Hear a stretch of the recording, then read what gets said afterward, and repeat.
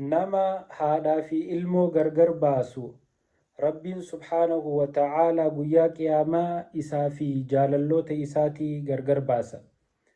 Addunyaa tanarra nama histii godhee haadhaa fi ilmoo gargar baasuutu jira. Akkasuma nama histii godhee abbaa fi ilmoo gargar baasuutu jira. Jaartiin yoo abbaa manaatitti muufatte ilmaan abbaa manaatirraa murti. Abbaan tokko tokko ammoo yoo jaartitti muufate akka ilmaan isaa qarqara haadhaa hin baane godha. Keessaafuu biyya faranjii tana keessatti heddumminaan waan akkasiitu mul'ataa jechuudha. Ilmoo takka takka ta'ammeenya abbaasitti haasoytuutu jira. Takka takka ammoo tahammeenya haadhaasitti haasoytuutu jira.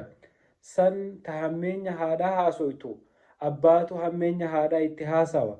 Tana hammeenya abbaa haasoytu ammoo haadhaatu hammeenya abbaatiin summuu isaanii guute jechuudha. Akkasuma obboleeyyan kiyya namoonni tokko tokko kijibaan gishii adda addaatiin abbaa fi ilmoo wal jaalatu kan gargar baasaniitu jira jechuudha. Rasuuli Rabbii sallallahu alayhi wasallam hadiisa isaanii qulqulluu keessatti akkana jedha: man farraqa bayna waalidatin wa waladiha farraqa Allahu baynahu wa bayna ahibbatihi yawma alqiyaamah. Rawaahu Tirmidhii. Namticha haadhaa fi ilmoo gargar baase takkaanuu abbaa fi ilmoo gargar baase Rabbi subhaanahu wa ta'aalaa guyyaa qiyaamaa isaa fi nama inni jaalatu hunda gargar isaan baasaa je.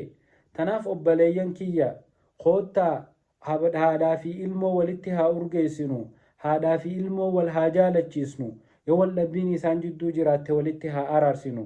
Yaa obboleeytii tiyya tajaarsaa wajjii wal dhabde gaafa jaarsa keetii wajji wal dhabde ilmaan kee akka abbaa isaaniititti mataa jabaatan hin godhin.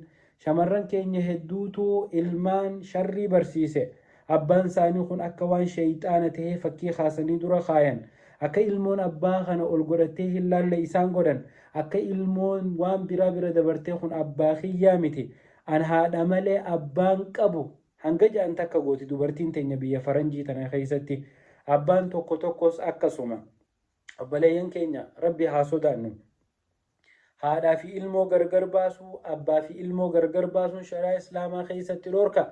Tanaaf obboleeyyan kiyya yoo hammeenyi jiraatillee walii hubannee, yoo wal dhabbiin jiraattee jaarsaa fi jaartiin adda baatillee hammeenya haadhaa fi abbaa ilmoo biratti haasawuu dhabanii ilmaan wal jidduutti guddifachuutu irra gaariidha jechuudha.